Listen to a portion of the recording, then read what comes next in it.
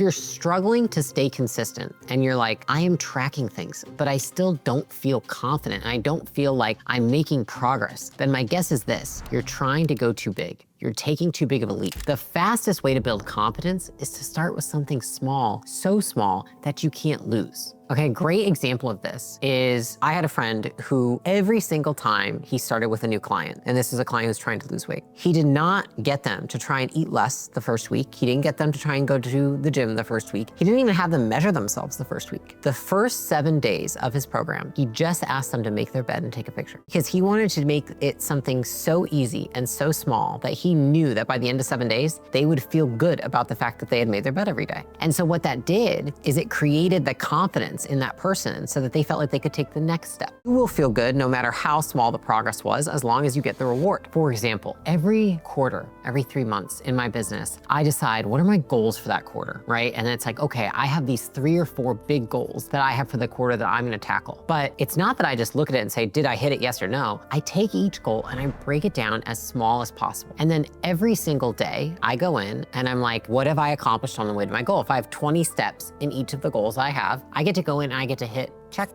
check, check. And it's funny because if I look at these goals, it feels very overwhelming until I realize that almost every day I'm checking off at least one piece of one goal. And that has helped me so much in realizing that if I were to try and tackle all 4 of those goals in 1 week, I'm gonna stumble and probably gonna fail, right? But if I break it down into small steps and I just focus on, can I just accomplish 1 step a day? Then I realize like I feel a sense of momentum and I feel good about myself. I feel like, wow, I'm making progress. I'm the kind of person who keeps their word. Versus the other narrative, which is you try to take on something too big and then you're like, I'm the kind of person who doesn't achieve their goals. I don't feel good about myself. And then you spend all this time beating yourself up because you set a goal that was too big and is unrealistic.